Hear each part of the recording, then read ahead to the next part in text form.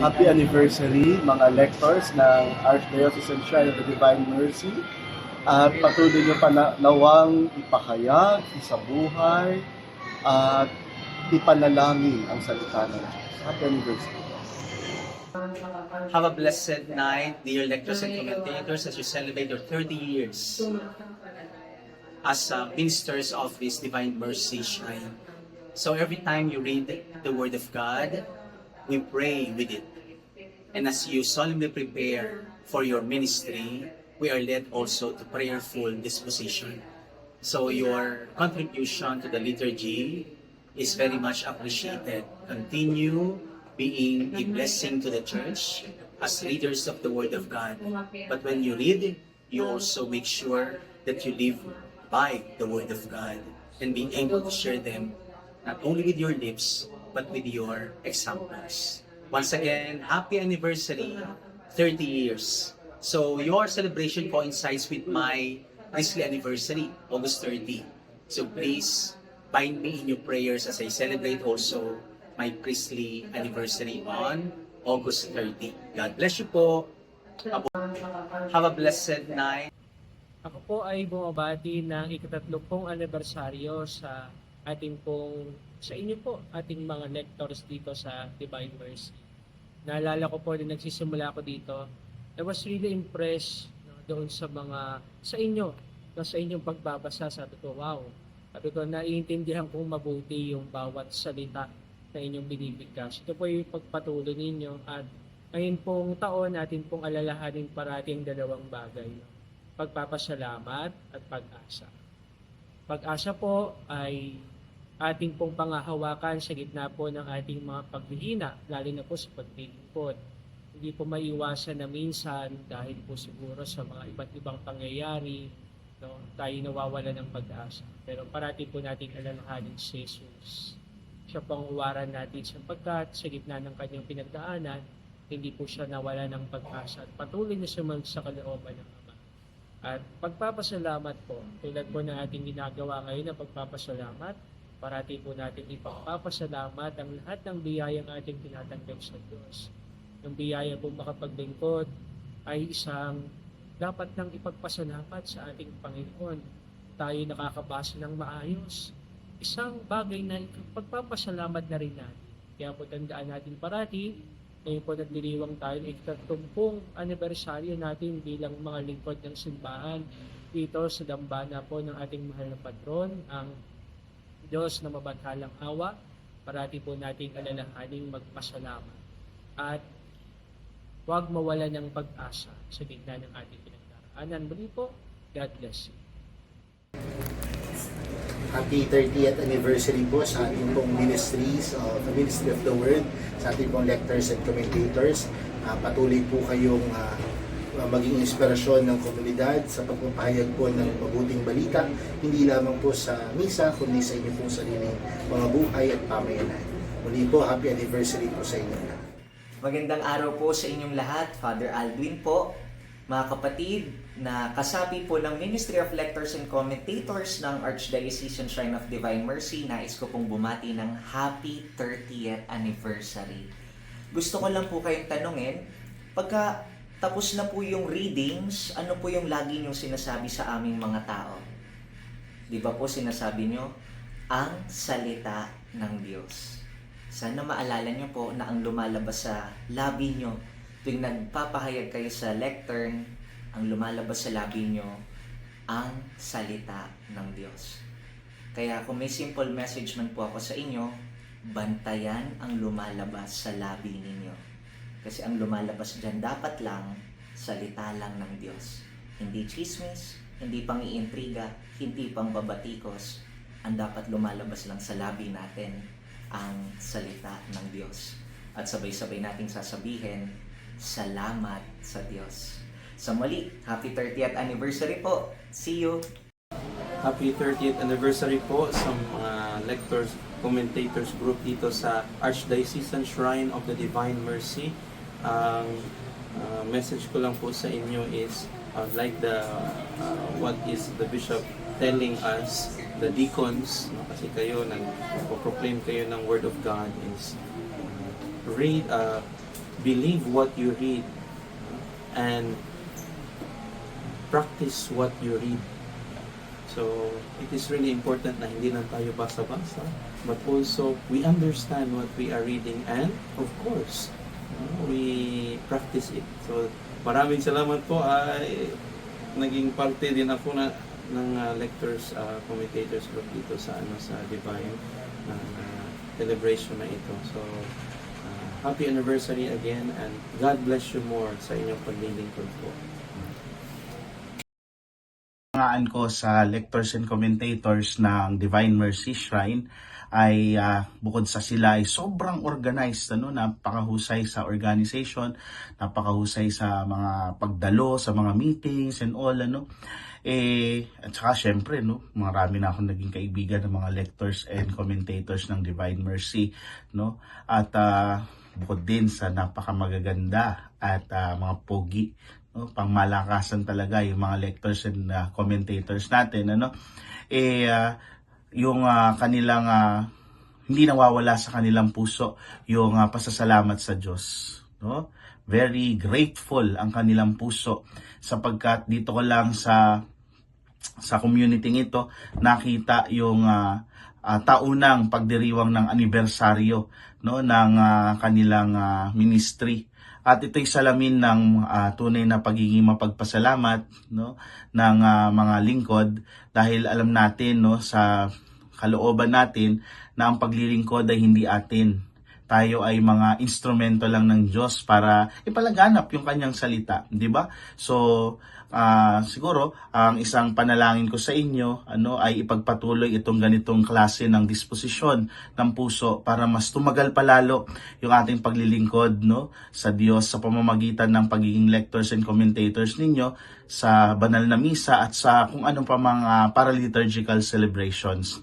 And always remember yung sabi ni St. Paul sa mga Colossians, and whatever you do, whether in word or deed, do it in the name of the Lord Jesus, giving thanks to God the Father through Him. Ang lahat ng ginagawa natin ay hindi lamang tungkol sa paglilingkod sa komunidad, kung hindi ito ay ganap o gawain ng ating Panginoon sa pamamagitan natin. Muli, happy anniversary sa inyo. Hi friends, the lectors and commentators of our shrine, Divine Mercy. As you are celebrating your anniversary, wish a happy anniversary to every one of you. Whenever I come to the shrine to say Mass in occasions, I could see the real joy in serving God, proclaiming the God's word in all the lectors and commentators. Your service is a need of the church. I'm telling you now this time, you are all chosen by God to be His mouthpiece as a prophets to proclaim the good news to the faithful community. Support the church by your ministry. God will bless all your family and all your ministries will be answered by His grace. Once again, wish a happy anniversary to everyone. God bless you. Po si Father Caloy Reyes, tumabati po ako sa Ministry of Lectors and Commentators ng Archdiocesan Shrine of the Divine Mercy. Nagkasama rin po tayo dyan sa maiksing panahon at nagmimisa rin po ako dyan at alam ko na ang paglilingkod ng mga lectors and commentators ay tunay na masigasig at tunay na makabuluhan para sa ating dambana. At sa dambana ng Archdiocese, nawa ay mabuhay kayo. At ito po si Father Caloy at bumabati rin sa ating Kura Paroko at sa ating rektor na si Father Wilmer del Rosario. Mabuhay po kayo dyan at magkita-kita po tayo sa inyong anniversary. Happy 30th anniversary po. Congratulations, our dear lectors and commentators ng Archdiocesan Shrine of the Divine Mercy. Congratulations dahil 30 taon ng paglilingkod at hindi lamang simpleng paglilingkod kundi masayang paglilingkod. Yung paglilingkod naman natin, natin yan gratitude natin yan kay Lord dahil tayo yung unang kinaawaan, kaya bilang pasasalamat magsiserve tayo with delight. Sabi nga masaya at huwag natin kalimutan lagi yung panawagan ni Jesus sa atin. Makikita natin yan sa Gospel according to St. Luke. Be merciful as your Heavenly Father is merciful. Maging maawain, katulad ng inyong amang nasa langit na maawain din. 30 taon, hindi lamang yung simbahan na bakal at bato, kundi kayo po kasama sa foundation. Alam ko masaya din kayo mag-serve sa ating simbahan. Ituloy natin yan. Let us always give thanks to the Lord, express our gratitude by being merciful to one another. God bless. Sa mga Ministry of Lectors and Commentators ng Archdiocesan Shrine and Parish of the Divine Mercy, congratulations sa pagdiriwang ninyo ng inyong 30th anniversary or Pearl Anniversary. Siguro isang mga simple thoughts to ponder and to reflect on as you celebrate your 30 years of ministry. Tayo magtatanong, paano ba nagiging pearl? Para ba tayo nakakaroon ng isang pearl of great price? It started from a foreign body that enters into the oyster shell. At dahil hindi niya mailalabas ang oyster shell, ang foreign body, ito'y binabalutan niya ng kanyang laway. And until such time na yung foreign body na nababalutan ng kanyang laway ay nagiging isang pearl, a pearl of great price. At yun ay magandang point for reflection natin sa pagdiriwang natin ng ating 30 years of service sa Shrine of the Divine Mercy. Sa ating pag-serve, meron ding mga irritations sa buhay natin. Maaring ang irritations nito ay sa kapwa natin, member ng lectors and commentators, sa ating mga kasamahan sa simbahan, sa ating mga leaders, o dili naman sa ating pare. Minsan, ang pare natin ay ang ating irritation. Diba? Pero kapag ang mga irritations nito ay nababalutan ng awa, habag at pagmamahal at pag-unawa sa kapwa, ito'y nagiging biyaya, ito'y nagiging pearl of great price. At yan ang ini-expect sa atin na bilang mga lectors and commentators. Tayo na nakaranas ng awa, habag at pagmamahal ni Jesus, tayo ang magiging biyaya sa ating parokya, sa ating simbahan at sa ating sambayanan. Tawa ang bawat isa ay kumikinang tulad ng isang mahalagang perlas upang sa ganon ang kabutihan ng Diyos, ang awa ng Diyos, ang pagmamahal ng Diyos ay nakikita sa atin at patuloy na mangingibabaw sa ating paglilingkod sa ating simbahan. So sa lahat na nagiging bahagi ng Shrine of the Divine Mercy, lectors and commentators, I greet you, congratulations sa inyong paglilingkod sa ating simbahan at nawa ay patuloy kayong magiging biyaya sa ating shrine, sa ating simbahan. Congratulations sa lahat. Good morning, greetings from Rockwell with Lady Gagay. Of course, greetings to all the members of the MLC. I wish you all the best. Sana ay maging mga mabubuti at patuloy kayong dedicated sa paglilingkod sa simbahan, sa ating shrine in Tawa Parish. So I wish you all the best. And congratulations, of course. Special mention to Mommy Snow. Miss you. Magandang gabi sa ating lahat. At isang pagbati para sa mga lectors and commentators natin. Huwag kayong mag-alala, hindi naman delikado itong ginagawa ko dahil dahan-dahan lang ako dito sa EDSA.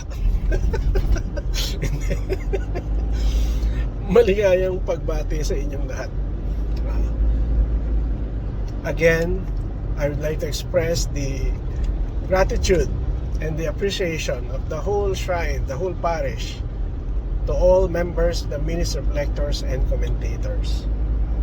Indeed, one of the assets of our community are the lectors and the commentators. We are very proud of you for the positive reviews, for the positive observations and comments, not only online but especially in the church. When you are there at the lectern, at the podium, no, doing your ministry. Napakahirap ng laging nasa harap ng publiko, binabantayan kung paano tayo magkamali. Pero I know, hindi lang din naman yun ang mga sacrifices ninyo, no? Na yung inyong volunteerism, mamamasahe kayo, gigising kayo ng maaga. Many times you would often sacrifice your work, your family, your love life, no, for some, no, just to fulfill your assignments. Sana hindi kayo nangihinayang doon. Sana hindi kayo nagsisisi sa mga ganung pagkakataon. Sana kayo ay masaya na may nadaanan akong lubak. Sana kayo ay maging masaya na nagsisilbi sa Panginoon. Again, it is 30 years. We are still a very young community. And be proud that you are part of that 30 years. And again, may God continue to bless all of you. May you always find joy and consolation in your ministry. And thank you very much. Minamahal ko mga lectors at commentators ng Divine Mercy Shrine sa Mandaluyong.